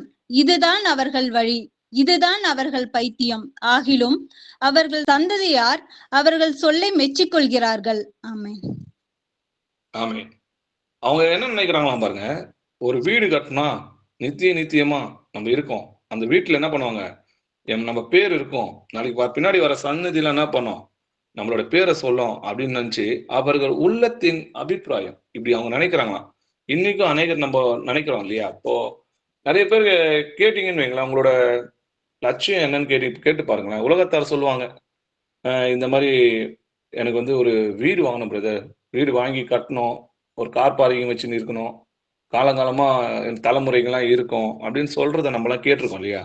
ஆனா வேதம் இதெல்லாம் முன்னதாகவே சொல்லுது. இன்னைக்கு எதற்காக ஓடுறோம், ஏன் ஓடுறோன்னே தெரியாம பணத்து பின்னாடி ஓடிக்கிட்டே இருக்கிறாங்க. 8 மணி நேரம்ன்றது 12 மணி நேரம் 14 மணி நேரம். ஏன் இப்படி கடினமா உழைக்கிறீங்கன்னு கேட்டீங்கன்னா அடுத்த ஜெனரேஷனுக்காக இவங்க சேர்த்து வைப்பாங்க. ஒரு வீடு வாங்கணும், அதுல செட்டில் ஆகணும், இதுதான் அவங்களோட வாழ்க்கையோட கனவா இருக்கும் இல்லையா? ஆனா மனுஷன் அதுல நிலைத்திருக்கிறது இல்லை, அழிந்து போகும் மிருகத்துக்கு ஒப்பாதான் இருக்கிறான். இதுதான் அவன் வழி, இதுதான் அவர்கள் பைத்தியம்னு சொல்லி எழுதிருக்கு. ஆனா நம்ம ஜனங்க என்ன பண்றாங்க, அந்த வீடு வாங்குறதுலயும் அவங்க பிள்ளைகளுக்கு தரித்துக்கு இருக்கிறதுலயும் அதை மெச்சிக்கொள்றாங்க. ஆனா இதெல்லாம் ஒரு நிமிஷத்துல அழிந்து போகும் இல்லையா? இப்போ ஆண்டவர் ஒரு உவமையை சொல்றாரு. என்னன்னு பாத்தீங்கன்னா, ஐஸ்வர்யம் உள்ள ஒருவனுக்கு நல்ல நிலம் விளைந்தது இல்லையா? நிலத்துல நல்ல பயிர் விளையுது. அப்போ என்ன பண்றான் பாத்தீங்கன்னா, நான் என்ன செய்வேன், தானியம் வைக்கிறதுக்கு இடம் இல்லையே, அப்ப நான் ஒண்ணு செய்வேன், என் களஞ்சியங்கள்லாம் இழுத்து பெரிதா கட்டி எனக்கு விளைந்த தானியத்தையும் என் பொருட்களை நான் அதுல சேர்த்து வைப்பேன். பின்பு ஆத்துமாவே, உனக்காக அநேக வருஷங்களுக்கு அநேக பொருட்கள் சேர்த்து வைக்கப்பட்டிருக்கிறது, நீ இளைப்பாரி புசித்து குடித்து பூரிப்பாயிரு என்று தன் ஆத்மாவோட என்ன பண்றான், இருதயத்துல சொல்லிப்பானா. அப்போ அவன் தனக்குள்ளே சிந்தித்து கொண்டிருந்தான்னு சொல்றாரு. ஆனா தேவன் அவனை பார்த்து என்ன சொல்றாருன்னு பாத்தீங்கன்னா, மதிகேடனேன்றார். மதிகேடனே, உன் ஆத்மா உன்னிடத்திலிருந்து இந்த ராத்திரி எடுத்துக்கொள்ளப்படுமே, அப்பொழுது நீ சேகரித்தவைகள் யாருடைய ஆகும்? அப்போ மனுஷன் உலகம் முழுவதையும் ஆதாயப்படுத்தி கொண்டாலும் தன் ஜீவனை நஷ்டப்படுத்தினால் அவனுக்கு என்ன லாபம் இருக்கு? இதெல்லாம் அழியக்கூடியது இல்லையா? அழியாததை தேடுங்கள்னு சொல்லி வேதத்துல எழுதியிருக்கு. அப்போ கர்த்தருடைய வசனங்கள் அனைத்தும் புடமிடப்பட்டது, அது சத்தியம். நீங்க ஆராய்ந்து பாருங்க, எந்த ஒரு தீர்க்க தரிசனத்தையும் நம்ம ஆராய்ந்து பார்த்தீங்கன்னா உங்களுக்கு புரியும். வேதமே சத்தியம்ன்றதை நம்மளால தெரிஞ்சு கொள்ள முடியும் இல்லையா? இஸ்ரேல் தேசத்தை நான் திரும்பவும் கூட்டி சேர்ப்பானாரு. இன்னைக்கு நம்ம கண்களுக்கு முன்னாடி இஸ்ரேல் தேசம் இருக்குது. ஜெருசலேமை திரும்பி இஸ்ரேலுக்கு தலைநகரமா நான் தருவேன்னார், திரும்பவும் கொடுப்பேன்னார். இன்னைக்கு ஜெருசலேம் இஸ்ரேலோட கையில தான் இருக்குது. காசாவை மொட்டை அடிப்பான்னாரு, இன்னைக்கு அதுல இருக்கிற பில்டிங் எல்லாம் இடிக்கப்பட்டிருக்கு. இப்படி அவரோட தீர்க்க தரிசனம் நிறைவேறுவதை நம்மளுடைய கண்கள் கண்டு கொண்டிருக்கு. அப்படிப்பட்ட சத்தியம் உள்ள வேதம் அது. அப்படிப்பட்ட வேதத்தை நம்ம விசுவாசிச்சு தேவன் நமக்காக ஜீவனை கொடுத்தார்ன்ற அந்த அன்பை ருசி பார்த்து நம்ம வந்திருக்கும் போது, அப்போ உலகத்துக்கு மறித்து தானே நம்ம திரும்பவும் வந்தோம். அப்போ திரும்பவும் இந்த சபையில ஆசீர்வாதம் சொல்லி இங்க தேவ வசனத்தை எல்லாமே கேட்டு இருந்தோம், இருதயத்தை பொருளாசை மேலேயும் இந்த உலகத்தின் மேலேயும் நம்ம திருப்பி இருந்தோம்னா முடிவுல நமக்கு மரணம் தான் நிச்சயமாகும். அதனாலதான் நம்ம தாவீது சொல்றாரு, என் இருதயத்தை உன் பக்கமாக சாய்த்து கொள்ளுன்றார். உங்கள் இருதயங்கள் பெருந்தின்றினாலும் வெறியினாலும் லௌகீக கவலையினாலும் பாரமடையாதபடிக்கு நீங்கள் எச்சரிக்கையாயிருங்கன்னு சொல்லி எழுதி. அப்போ நம்ம தேவனிடத்துலதான் ஐஸ்வர்யனா இருக்க விரும்பணுமே தவிர இந்த உலகத்துல ஐஸ்வர்யனா இருக்கணும்னு நம்ம விரும்பக்கூடாது. ஏன்னா பண ஆசை எல்லா தீமைக்கும் வேற இருக்குது இல்லையா? வாசிக்கலாம். 1 தீமோத்தேயு 6ஆம் அதிகாரம் 17 இருந்து 19 வசனங்கள் வரைக்கும் வாசிக்கலாம். இவ்வுலகத்திலே ஐஸ்வர்யம் உள்ளவர்கள் இருமாப்பான சிந்தையுள்ளவர்களாயிராமலும் நிலையற்ற ஐஸ்வர்யத்தின் மேல் நம்பிக்கை வையாமலும் நாம் அனுபவிக்கிறதற்கு சகலவித நன்மைகளையும் நமக்கு சம்பூரணமாய் கொடுக்கிற ஜீவனுள்ள தேவன் மேல் நம்பிக்கை வைக்கவும், நன்மை செய்யவும், நற்கிரியைகளில் ஐஸ்வர்யவான்களாகவும் தாராளமாய் கொடுக்கிறவர்களும் உதாரண குணம் உள்ளவர்களுமாய் இருக்கவும், நித்திய ஜீவனை பற்றி கொள்ளும்படி வருங்காலத்திற்காக தங்களுக்கு நல்ல ஆகாரத்தை பொக்கிஷமாக வைக்கவும் அவர்களுக்கு கட்டளையிடு. ஆமென். அப்போ கர்த்தர் நம்மளுக்கு ஒருத்தனுக்கு ஐஸ்வர்யத்தை கொடுக்குறாருன்னா அதோட அனுகிரகம்ன்றதை நம்ம வேதத்துல வாசிக்கிறோம் இல்லையா? அப்போ அந்த ஐஸ்வர்யத்து மேல நம்ம இருமாப்பான சிந்தைகள் இல்லாம, நிலையற்ற ஐஸ்வர்யத்து மேல நம்பிக்கை வைக்காம, நம்ம யார் மேல நம்பிக்கை வைக்கணும்? ஜீவனுள்ள தேவன் மேல் நம்பிக்கை வைக்கணும். கர்த்தரை நம்பி நன்மை செய்ன்னு சொல்லி வேதத்துல எழுதிருக்கு. அப்போ கர்த்தரை நம்புறேன், நான் என்ன பண்ணுவேன்? நன்மை செய்வேன் இல்லையா? அப்போ நற்கிரியில நம்ம ஐஸ்வர்யம் ஆகிறதுக்கு தான் நம்ம விரும்பணும். ஏன்னா உங்கள் இருதயங்கள் எங்க இருக்கோ, உங்கள் பொக்கிஷங்கள் எங்க இருக்கோ அங்க நம்மளோட இருதயம் இருக்குன்னு சொல்லி எழுதிருக்கு இல்லையா? அப்போ தாராளமாய் கொடுக்கிறவளும் உதாரணம் உள்ளவங்களா இருக்கணும். ஏன்னா எதை விதைக்கிறோமோ நம்ம அதை அறுக்க போறோன்றது நமக்கு விசுவாசம் இருக்கு இல்லையா? கொடிய தரிதரா இருந்து கூட அவங்க உற்சாகமாய் கொடுத்தாங்கன்னு வேதத்துல எழுதிருக்கு. அப்போ நித்திய ஜீவனை பற்றி கொள்ளும்படி வருங்காலத்துக்கு தங்களுக்கு நல்ல ஆகாரத்தை பொக்கிஷமாக வைக்கவும் அவர்களுக்கு கட்டளையிடு. நீங்கள் மாளும் போது நித்திய வீடுகளில் ஏற்றுக்கொள்வார் உண்டாகும்படி அநீதியான உலகப் பொருட்களை கொண்டு நீங்க என்ன பண்ணுங்க? சிநேகிதர்களை சம்பாதிங்கன்னு சொல்லி எழுதிருக்கு. நம்ம எதை செய்யறோமோ கர்த்தர் அதை மறந்து விடுவதற்கு அநீதி உள்ளவர்னு அல்லன்னு சொல்லி எழுதிருக்கு. நம்ம கர்த்தருக்காக போடுற பிரயாசத்தையும், கர்த்தரை நம்பி நன்மை செய்கிறதையும், கர்த்தருக்காக இழக்கிறதையும் எல்லாத்தையும் கர்த்தர் என்ன பண்ற? நம்ம இருதயங்களை ஆராய்ந்து பார்த்து கொண்டு இருக்கிறார். நிச்சயமா அவனுடைய கிரியையத்த பலனை நம்மளுக்கு நிச்சயமா கொடுக்கிறார் இல்லையா? அவர் நீதி உள்ளவர்னு சொல்லி எழுதியிருக்கு. மத்தேயு 24ஆம் அதிகாரம் 48ல இருந்து 51 வசனங்கள் வரைக்கும் வாசிக்கலாம். அந்த ஊழியக்காரனோ பொல்லாதவனாயிருந்து, என் ஆண்டவன் வர நாள் செல்லும் என்று தன் உள்ளத்திலே சொல்லிக்கொண்டு தன் உடன் வேலைக்காரரை அடிக்க தொடங்கி வெறியரோடே புசிக்கவும் குடிக்கவும் தலைப்பட்டால், அந்த ஊழியக்காரன் நினையாத நாளிலும் அறியாத நாழிகையிலும் அவனுடைய எஜமான் வந்து அவனை கடினமாய் தண்டித்து மாயக்காரரோடே அவனுக்கு பங்கை நியமிப்பான். அங்கே அழுகையும் பற்கடிப்பும் உண்டாயிருக்கும். ஆமென். ஆமென். இன்னைக்கு கர்த்தர் வருகிறாருன்னு நம்ம சொல்றோம் இல்லையா? கர்த்தருடைய வருகையை நம்ம ஆராய்ந்து பார்க்கிறோம். காலகட்டங்கள் எல்லாம் ஆராய்ந்து பார்க்கிறோம். அவருடைய வருகை சமீபமா இருக்குதுன்னு வேதம் நமக்கு தெளிவா சொல்றதை நம்ம ஆராய்ந்து பார்க்கிறோம். அதை சத்தியத்தை என்ன பண்றோம்? மற்றவங்களுக்கும் சொல்றோம். ஆனாலும் இன்னைக்கு நிறைய பேர் பாத்தீங்கன்னா உலகத்தின் பின்னாடி தான் ஓடிட்டு இருக்காங்க. அவ்வளவு வசனம் கேட்கறாங்க. அப்படி இருந்து அந்த உலகத்துக்கு தான் அடிமையா இருக்கிறாங்க. ஏன் நம்ம அந்த கேள்வியை கேட்டு பாத்தீங்கன்னா, அந்த ஊழியக்காரன் பொல்லாதனா இருந்து என் ஆண்டவர் வர நாள் செல்லும் என்று தன் உள்ளத்தில் சொல்லி கொண்டான். அப்போ அவங்க உள்ளத்துல என்ன கிடையாது? விசுவாசம் கிடையாது. அந்த வசனத்தை அவங்க விசுவாசிக்கிறதும் கிடையாது. எத்தனை வசனத்தை நீங்க விலக்கி சொன்னாலும், நீங்க ஆதாம்ல இருந்து ஜீசஸ் வரைக்கும், இல்ல இப்ப இருக்கிற காலகட்டத்து வரைக்கும் நீங்க வருஷங்களை கூட்டி காட்டினாலும் அவங்க ஏன் அப்படி இருக்கிறாங்கன்னு கேட்டீங்கன்னா, அவங்க இல்லத்துல விசுவாசம் இல்லை. அதனாலதான் அவங்க என்ன பண்றாங்க? இந்த உலகத்துக்கு அடிமையாகி புசிக்கவும் குடிக்கவும் தலைப்பட்டால்னு எழுதிருக்கு. அப்போ ஏன் அவங்க இன்னும் இந்த உலகத்துக்கு அடிமையா இருக்கிறாங்கன்னா, அவங்க அந்த உள்ளத்துல அவங்களுக்கு விசுவாசம் இல்லை. அவங்க உள்ளத்துல என்ன சொல்றாங்க? ஆண்டவர் வரமாட்டாரு அப்படின்னு நினைக்கிறாங்க. ஆனா கர்த்தர் நிச்சயமா அந்த மாயக்காரனை தண்டிப்பாருன்னு சொல்லி எழுதிருக்கு இல்லையா? அப்ப நியாய தீர்ப்பு ஒன்று இருக்குது. நியாய தீர்ப்புன்னு ஒண்ணு இல்லைன்னு வைங்களேன். புசிப்போம் குடிப்போம் சாவோம் நம்ம போலாமே. அப்போ கர்த்தர் ஒருவர் இருக்கிறார். அவர் நியாய தீர்ப்பார். இருதயத்தின் எண்ணங்களையும் சிந்தனைகளையும் நம்மளுடைய இருதயத்தில் இருக்கிற அந்தகாரங்களையும் குறித்து என்ன பண்ணுவாரு? கணக்கு கேட்பார் இல்லையா? வாசிக்கலாம். ரோமர் 2ஆம் அதிகாரம் 16வது வசனம் வாசிக்கலாம். என் சுவிசேஷத்தின்படியே தேவன் இயேசு கிறிஸ்துவை கொண்டு மனுஷருடைய அந்தகாரங்களை குறித்து நியாய தீர்ப்பு கொடுக்கும் நாளிலே இது விளங்கும். ஆமென். என் சுவிசேஷத்தின்படி, அப்போ வசனத்தின்படிதான் நம்மள நியாயம் தீர்ப்பாருன்றதை நம்ம பாக்குறோம்.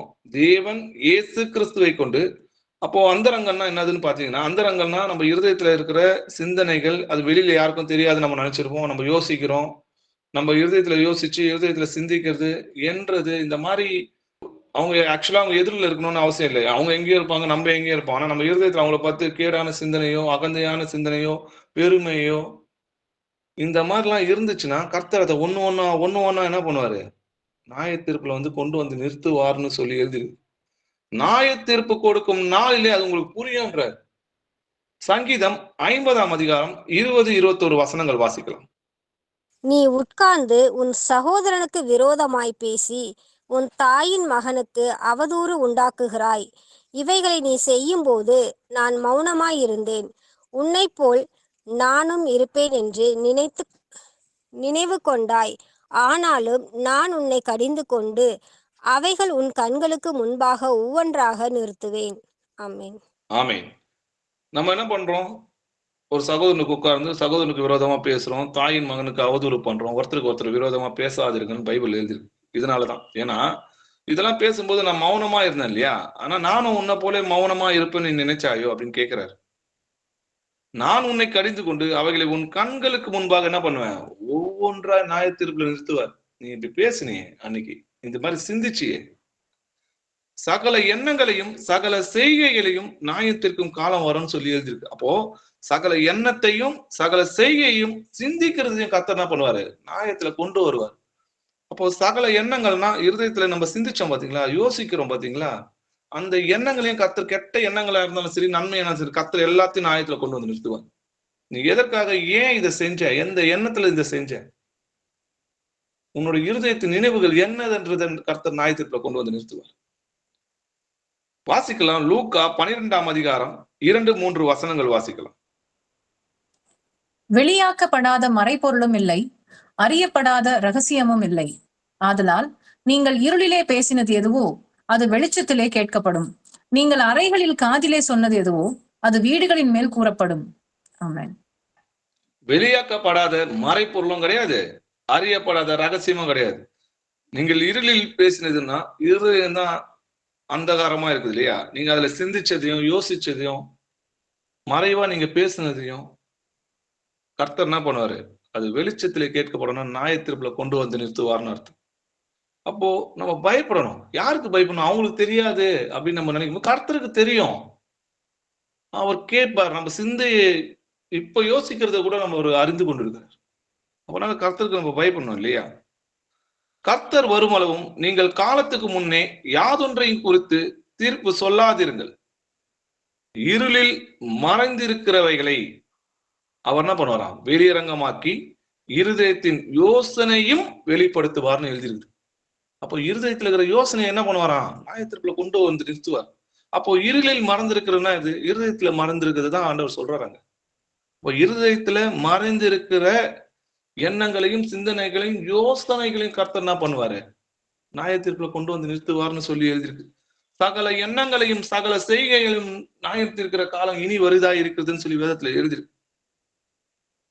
வாசிக்கலாம். 1 யோவான் 3ஆம் அதிகாரம் 20-22 வசனங்கள் வரைக்கும் வாசிக்கலாம். நம்முடைய இருதயமோ நம்மை குற்றவாளியாக தீர்க்குமானால் தேவன் நம்முடைய இருதயத்திலும் பெரியவராயிருந்து சகலத்தையும் அறிந்திருக்கிறார். பிரியமானவர்களே, நம்முடைய இருதயம் நம்மை குற்றவாளிகள் என்று தீர்க்காதிருந்தால் நாம் தேவனிடத்தில் தைரியம் கொண்டிருந்து அவருடைய கற்பனைகளை நாம் கைக்கொண்டு அவருக்கு முன்பாக பிரியமானவைகளை செய்கிறபடியினால் நாம் வேண்டிக் கொள்கிறது எதுவோ அதை அவராலே பெற்றுக்கொள்கிறோம். ஆமென்.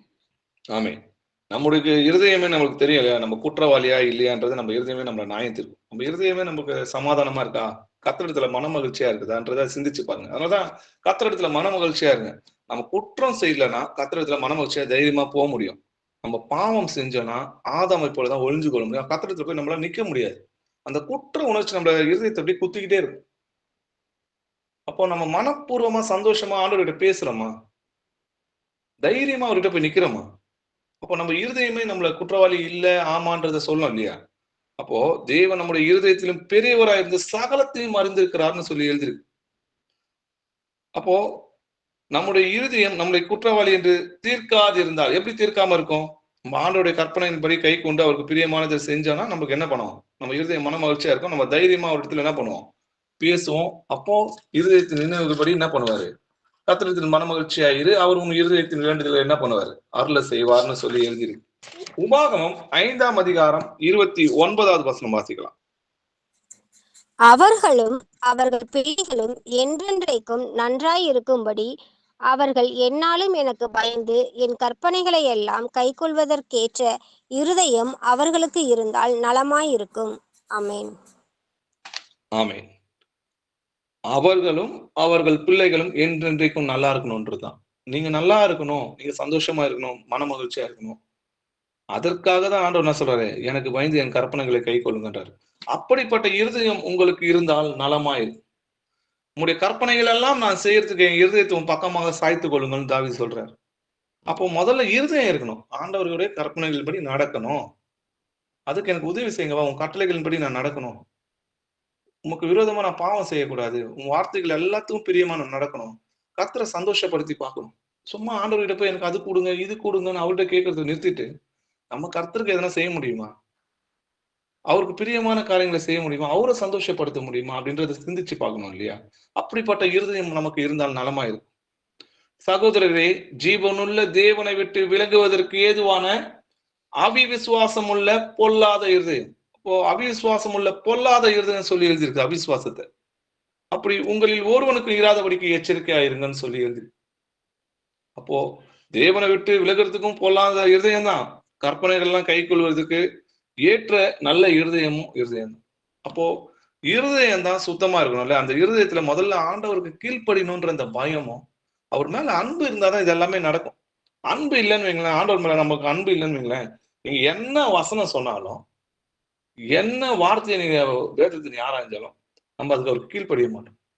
ஒண்ணு உலகத்துல அன்பு இருந்தா உலகத்துக்கு அடிமையா இருக்கும், தேவனத்துல அன்பு இருந்தா நம்ம தேவனுக்கு அடிமையா இருக்கும். எதற்கு நம்ம கீழ்ப்படுகிறோமோ அதுக்கு அடிமையா இருக்குன்னு சொல்லி வேதவசனம் எழுதிருக்கு இல்லையா? இப்போ இந்த விதைகள் ஊமையை கூட கர்த்தர் சொல்றத பாருங்க. வழி அருகே விதைக்கப்பட்டவர்கள் வசனத்தை கேட்கலாம் இருக்கிறாங்க, ஆனா அவர்கள் விசுவாசித்து ரட்சிக்கப்படாதபடிக்கு. அப்போ அந்த வசனம் அவங்க இருதயத்துல தங்கிருச்சுன்னா என்ன ஆகும்னு பாத்தீங்கன்னா, அந்த வசனம் அவங்க இருதயத்தை கிழிக்கும். நம்ம குத்தப்படும். சரி, நம்ம தப்பு பண்ணிட்டோம் இல்லையா, ஆண்டவர் விரோதமா பாவம் செஞ்சுட்டோம்னு சொல்லி அந்த இருதயம் என்ன பண்ணும், குத்தப்படும். அப்போ அந்த வசனம் அவங்க இருதயத்துல தங்கிச்சுன்னா அவன் ரட்சிக்கப்படுவான்னு சொல்லிட்டு பிசாசானவன் வந்து வசனத்தை அவர்கள் இருதயத்திலிருந்து தான் எடுத்து போடுறான். அதனாலதான் அவங்களை வழி அருகே விதைக்கப்பட்டவங்க அவங்களால என்ன பண்ண முடியல, கர்த்தருக்கு கீழ்ப்படிய முடியாம போகுது. அதே கற்பாறையின் மேல் விதைக்கப்பட்டவர்களை பாத்தீங்கன்னா, கேட்கும் போது சந்தோஷத்துடனே வசனத்தை ஏற்றுக்கொள்கிறாங்க இல்லையா? ஆயினும் தங்களுக்குள்ளே வேர் கொள்ளாதபடினால், எங்க வேர் இல்ல, அந்த விசுவாசம் அவங்களுக்குள்ள இல்லாதனால கொஞ்ச காலம் மட்டும் என்ன பண்ணுவாங்க, விசுவாசித்து சோதனை வஞ்சனும் பின்வாங்கி போயிடுவாங்க. அப்போ உறுதியா அவங்க வேர்கொள்ளல இல்லையா? அப்போ எங்க வேர்கொள்ளல, அந்த வசனம் இருதயத்துல என்ன பண்ணல, ஆழமா தங்கல. அதனாலதான் சோதனை வந்து என்ன பண்றாங்க, திரும்ப பின்வாங்கி போயிடுறாங்க. இது முள்ளுள்ள இடங்களில் விதைக்கப்பட்டவங்களை நீங்க பாத்தீங்கன்னா, வசனத்தை கேட்டும் உலக கவலைகளும் ஐஸ்வர்யத்தின் மயக்கமும் மற்றவர்களை பற்றி உண்டாயிருக்கிற இச்சைகள்னு சொல்லி எழுதியிருக்கு. இந்த இச்சைகள் உள்ள போய் என்ன பண்ணுமா, உட்பிரவேசித்து, எங்க பிரவேசிக்குது, அதே வசனம் இருக்கிற அதே இருதயத்துல நமக்கு இதுக்கும் நம்ம இடம் கொடுத்தோம்னு வைங்களேன். அதனாலதான் உலகத்துக்கும் தேவனுக்கும் நம்மளால ஊழியம் செய்ய முடியாதுன்னு ஆண்டவர் சொல்றதுக்கு காரணமே இதுதான்.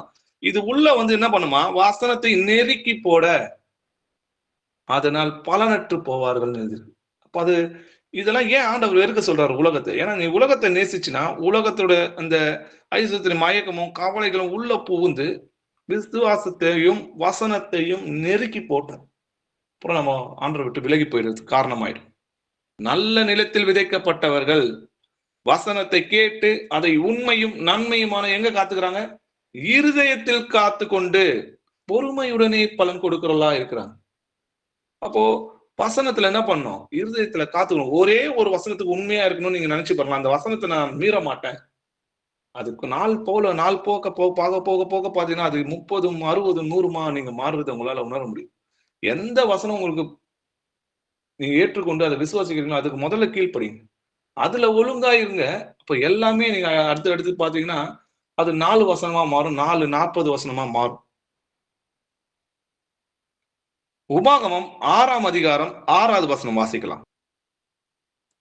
இன்று நான் உனக்கு கட்டளையிடுகிற இந்த வார்த்தைகள் உன் இருதயத்தில் இருக்க கடவது.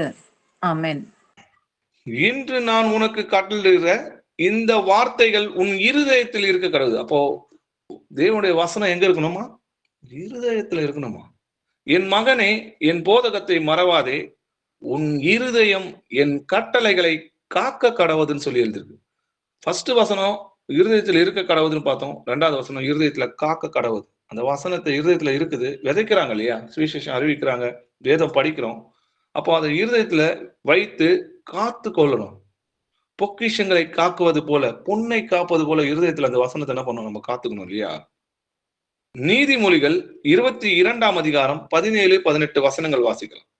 உன் செவியை சாய்த்து ஞானிகளுடைய வார்த்தைகளை கேட்டு என் போதகத்தை உன் இருதயத்தில் வை. அவைகளை உன் உள்ளத்தில் காத்து அவைகளை உன் உதடுகளில் நிலைத்திருக்க பண்ணும்போது அது இன்பமாய் இருக்கும். ஆமென்.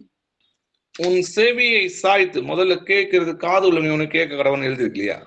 ஞானிகளுடைய வார்த்தைகளை கேட்டு என் போதகத்தை உன் இருதயத்துல வை, அவைகளை உன் உள்ளத்தில் காத்து. முதல்ல வசனத்தை இருதயத்துல வச்சு அதை அப்புறம் காக்கணும்னு சொல்ற இல்லையா? அவைகளை உன் உதடுகளில் நிலைத்திருக்க பண்ணும்போது அது எப்படி இருக்குமா?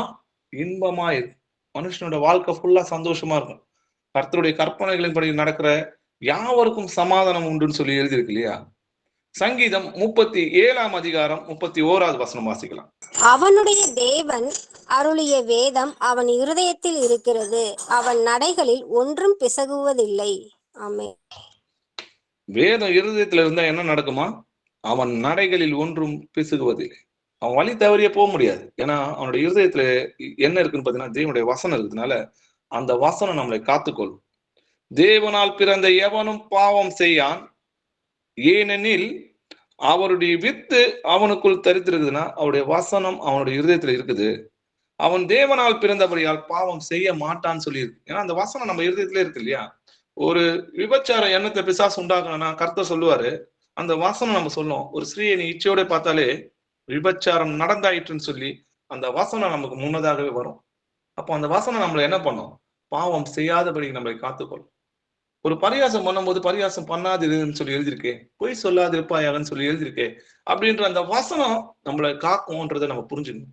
அப்போ காது உள்ளவன் எவனோ கேட்க கடவுனா ஆண்டவருடைய வசனம் இருதயத்துல பேசுகிற சத்தத்தை நம்ம கேட்கணும் இல்லையா? உபாகமம் 8ஆம் அதிகாரம் 5, 6 வசனங்கள் வாசிக்கலாம். ஒருவன் தன் புத்திரனை சிட்சிக்கிறது போல உன் தேவனாகிய கர்த்தர் உன்னை சிட்சிக்கிறார் என்று நீ உன் இருதயத்தில் அறிந்து கொள்வாயாக. ஆகையால் உன் தேவனாகிய கர்த்தருடைய வழிகளில் நீ நடந்து அவருக்கு பயப்படும்படிக்கு அவருடைய கற்பனைகளை கைக்கொள்ள கடவாய். ஆமென். ஒருவன் தன் புத்திரனை சிட்சிக்கிறது போல உன் தேவனாகிய கர்த்தர் உன்னை சிட்சிக்கிறார் என்று உன் இருதயத்தில் அறிந்து கொள்வாயாக. அப்போ நம்மளுக்கு எதனா ஒரு சிட்சை கிடைக்குதுன்னா நம்ம என்ன புரிஞ்சுக்கணும்? நம்ம தப்பு பண்றோம், அதனால கர்த்தர் என்ன பண்றாரு? தகப்பன் பிள்ளையை தண்டிக்கிறது போல சிட்சிக்கிறது போல என்ன பண்றாரு? நம்ம மனம் திரும்புறதுக்காக நம்மளை சிட்சிக்கிறார் அப்படின்றத புரிஞ்சுக்கணும். உன் தேவனாகிய கர்த்தருடைய வழிகளில் நடந்து அவருக்கு பயப்படும்படிக்கு நம்ம என்ன பண்ணோம்? அவருடைய கற்பனைகளை கை கொள்ள கடவாயின்னு சொல்லி எழுதியிருக்கு. அப்போ கர்த்தருக்கு பயந்து நம்ம என்ன பண்ணணும்? அவருடைய கற்பனைகளை கை கொள்ளணுன்றதை நம்ம பார்க்கணும். அதே போல ஒரு ஏழைகளுக்கு கொடுக்குறோம், திக்கற்ற பிள்ளைகளுக்கு கொடுக்குறோம், விதவைகளுக்கு கொடுக்குறோம்னா அது எப்படி கொடுக்குறோம்? அவனவன் விசனமாயும் அல்ல கட்டாயமும் அல்ல, தன் மனதில் நியமித்தபடி கொடுக்க கடவுள்னு சொல்லி இருக்கு. உற்சாகமாய் கொடுக்கிற இடத்தில் தேவன் பிரியமா இருக்கிறார். யாருக்கு உற்சாகமா கொடுக்க சொன்னாரு? தேவன். எந்த எண்ணத்துல கொடுக்குற அப்படின்றது அனன்யா சப்பீராலும் கொடுத்தாங்க இல்லையா? அப்போ எந்த எண்ணத்துல நீ கொடுக்குறன்றத கர்த்தர் பாப்பாரு. அந்த 7 விதவை தான் என்ன பண்ணாங்க? அதிகமா கொடுத்தாங்கன்னு சொல்றாரு. எவ்வளவு கொடுக்குறீங்கன்றதே கர்த்தர் பார்க்கல, எந்த எண்ணத்துல நீங்க அதை கொடுக்குறீங்கன்றதுதான் பாக்குறாரு இல்லையா? எபேசியர் 6ஆம் அதிகாரம் 6வது வசனம் வாசிக்கலாம். மனுஷருக்கு பிரியமாய் இருக்க விரும்புகிறவர்களாக பார்வைக்கு ஊழியம் செய்யாமல் கிறிஸ்துவின் ஊழியக்காரராக மனப்பூர்வமாய் தேவனுடைய சித்தத்தின்படி செய்யுங்கள். ஆமென்.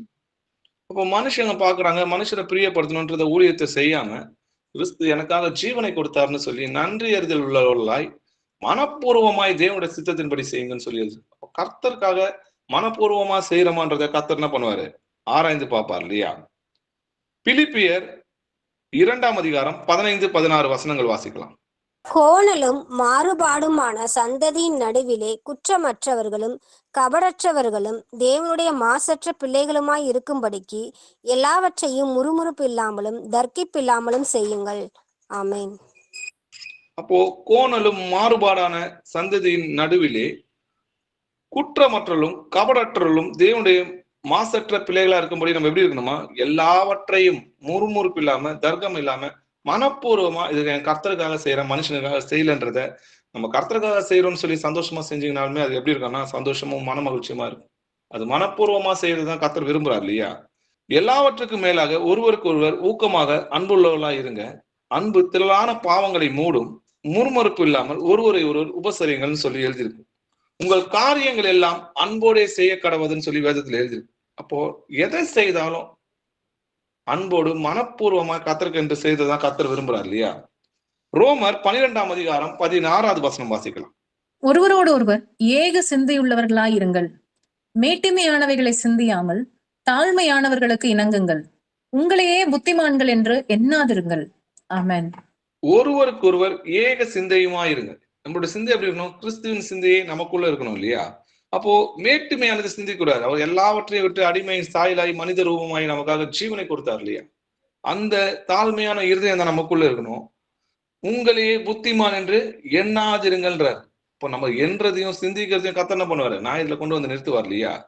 நீங்கள் ஏக சிந்தையும் ஏக அன்பு உள்ளவர்களுமாய் இருந்து இசைந்த ஆத்துமாக்களை ஒன்றையே சிந்தித்து என் சந்தோஷத்தை நிறைவாக்குங்கள்னு கர்த்தர் சொல்றார். ஒன்றையும் வாதியிலாவது வீண் பெருமையிலாவது செய்யாமல் மனத்தாழ்மையினாலே ஒருவரை ஒருவர் தாங்கி தங்களிலும் மேன்மையுள்ளாக என்ன பண்ணுங்க எண்ணுங்க. அப்போ மற்றவங்களை பார்க்கும்போது அவங்க நம்ம என்ன நினைக்கணும்?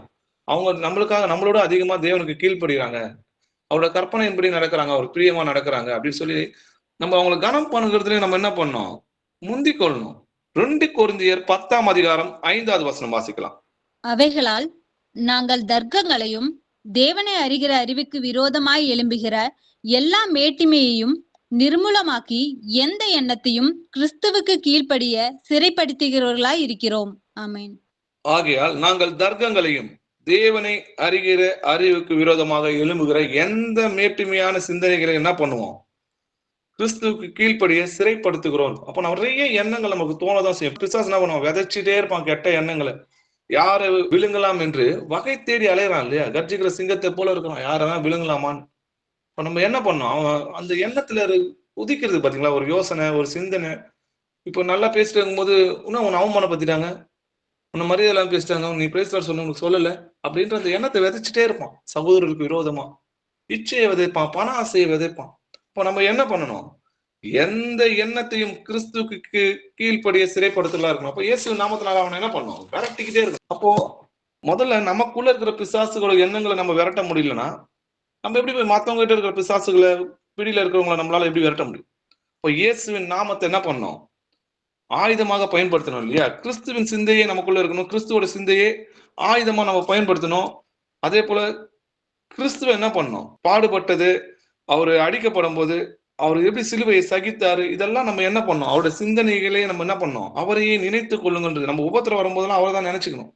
அப்போ இப்படி இருக்க நம்ம கிறிஸ்துவோட சிந்தையை நம்ம என்ன பண்ணோம்? அவர் மாம்சத்தில் பாடுபட்டபடியால் நீங்களும் அப்படிப்பட்ட சிந்தையை ஆயுதமாக தரித்துக் கொள்ளுங்கள் எழுதியிருக்கு. கடைசியாக சகோதரரே, உண்மை உள்ளவைகள் எவைகளோ, ஒழுக்கம் உள்ளவைகள் எவைகளோ, நீதி உள்ளவைகள் எவைகளோ, கற்புள்ளவைகள் எவைகளோ, அன்புள்ளவைகள் எவைகளோ, நற்கீர்த்தி உள்ளவைகள் எவைகளோ, புண்ணியம் எதுவோ, புகழ் எதுவோ அவைகளே சிந்தித்துக் கொண்டிருங்கன்னு சொல்லி எழுதிருக்கு. அப்போ முதல்ல நம்ம இருதயத்தை சுத்தமாக்கி, கர்த்தர் நம்ம இருதயத்தை பார்க்கிறாரு, அவருக்கு முன்னாடி நம்ம உண்மையா இருக்கணும். எந்த ஒரு எண்ணத்தையும் என் தேவன் நியாயத்துல கொண்டு வந்து நிறுத்துவாரு. இருதயத்தின் எண்ணங்களையும் யோசனைகளையும் மனுஷனுக்கு வெளிப்படுத்துகிறதே கர்த்தர் தான் சொல்லி வேதத்துல எழுதியிருக்குது. அப்ப இருதயம் கிறுக்குள்ளதும் மகா கேடுள்ளதுமா இருக்குதே. அப்படிப்பட்ட இருதயத்துல இருக்கிற சிந்தனைகளை கர்த்தர் அறிவாரே. அப்போ நம்ம இருதயத்தை பரிசுத்தப்படுத்துறது யார்? ஞானஸ்தானத்துல இயேசு கிறிஸ்துவை விசுவாசிக்கும் போது என் இருதயம் பரிசுத்தமாக்கப்பட்டுச்சு. அப்போ என் இருதயத்தின் நினைவுகள் எல்லாவற்றையும் கர்த்தர் நியாயத்துல கொண்டு வந்து நிறுத்துவார்னு தேவனுக்கு பயந்தா மட்டும்தான். கர்த்தர் என் இருதயத்தை நினைக்கிறாரு, என் இருதயத்தின் சிந்தனைகளை யோசிக்கிறாரு, அவருக்கு எல்லாத்தையும் அவருக்கு தெரியும். அவருக்கு முன்னாடி நம்ம நிர்வாணமா வெளியரங்கமா இருக்கிறோன்றத அவருக்கு முன்பு பயந்தா மட்டும்தான் நம்ம இருதயம் பரிசுத்தமா இருக்கும். அப்போ கிறிஸ்துவின் சிந்தையை நம்ம ஆயுதமா தரித்து கொண்டு, உண்மை உள்ளவைகள் எவைகளோ, ஒழுக்கம் உள்ளவைகள் எவைகளோ, நீதி உள்ளவைகள் எவைகளோ, கற்புள்ளவைகள் எவைகளோ, அன்புள்ளவைகள் எவைகளோ, நற்கீர்த்தி உள்ளவைகள் எவைகளோ, புண்ணியம் எதுவோ, புகழ் எதுவோ இவைகளே சிந்தித்துக் கொண்டிருங்க. நம்முடைய கர்த்தராகிய இயேசு கிறிஸ்தர் அவனவன் கிரியை பலனை அவருடைய கொண்டு வருகிறார். ஆமென். அப்பா, உம்மை துதிக்கிறோம், உம்மை போற்றுகிறோம். நீ நல்லவர், வல்லவர், இரக்கமும் நீதியும் கிருபையுள்ள தேவனா இருக்கிற கர்த்தாவே. இந்த ஜெபிக்கிற வேலையை தந்த கிருபைக்காக உமக்கு நன்றி செலுத்துகிறோம் கர்த்தாவே. அப்பா, எங்கள் இருதயங்களை ஆராய்ந்து பார்க்கிற தேவனே, அப்பா, நாங்கள் எங்க இருதயத்தை ஆராய்ந்து பாருங்கப்பா. உனக்கு முன்பாக வேதனை உண்டாக்கும் பலி எங்க இருதயத்துல எதனா இருந்துச்சுன்னா அதை எங்க இருதயத்துல இருந்து நீக்கி எங்களை சுத்தப்படுத்துங்கப்பா, எங்களை பரிசுத்தப்படுத்துங்கப்பா. அப்பா, வேதனை உண்டாகும் வழி எதனா இருந்துச்சுன்னா அதை எங்கிட்ட இருந்து எடுத்து போடுங்கப்பா. சுத்த இருதயத்தை எங்களுக்குள்ள சிருஷ்டிங்கப்பா. உனக்கு கீழ்ப்படுகிற ஆவி எங்களுக்கு கொடுங்கப்பா. அப்பா, பரிசுத்தம் உள்ளவங்க இன்னும் பரிசுத்தமாக்குங்கப்பா. அப்பா, உங்களுக்கு துதிக்கிறோம் ஆண்டவரே, உம்மை போற்றுகிறோம். நீ நல்லவர், வல்லவர், இரக்கமும் நீதியும் கிருபை உள்ள தேவனா இருக்கிற கர்த்தாவே, உனக்கு நன்றி செலுத்துகிறோம் கர்த்தாவே. இந்த கூடியிருக்கிற சகோதர சகோதரிகளையும் அவர்கள் பிள்ளைகளையும் அவர் குடும்பத்தையும் உங்களுடைய கர்த்தராகிய இயேசு கிறிஸ்துவின் மகா பரிசுத்தமான நாமத்தினால அவங்களை ஆசீர்வதிக்கிறேன்ப்பா. இந்த வசனங்கள் அனைத்தும் எங்களுடைய இருதயத்துல போய் தங்கணும் கர்த்தாவே. அதை நாங்கள் காத்து கொண்டு 30, 60 உமக்கு பலன் தரும்படியாக கிருபை செய்தலும் கர்த்தாவே. எங்களை பலப்படுத்துகிற கிறிஸ்துவினாலே எங்களால் எல்லாவற்றையும் செய்ய எங்களுக்கு பலன் உண்டு கர்த்தாவே. எங்களுக்கு உதவி செய்யும், சோதனைகள் விளைவிடாத தீமையிலிருந்து எங்களை காத்துக்கொள்ளும். துதி என மகிமையெல்லாம் உமக்கே செலுத்துறோம் ராஜா. இயேசு கிறிஸ்துவின் மகா பரிசுத்தமான நாமத்தில் ஜெபிக்கிறோம் எங்கள் ஜீவனுள்ள பிதாவே, amen. Praise lord brother. Praise lord sister.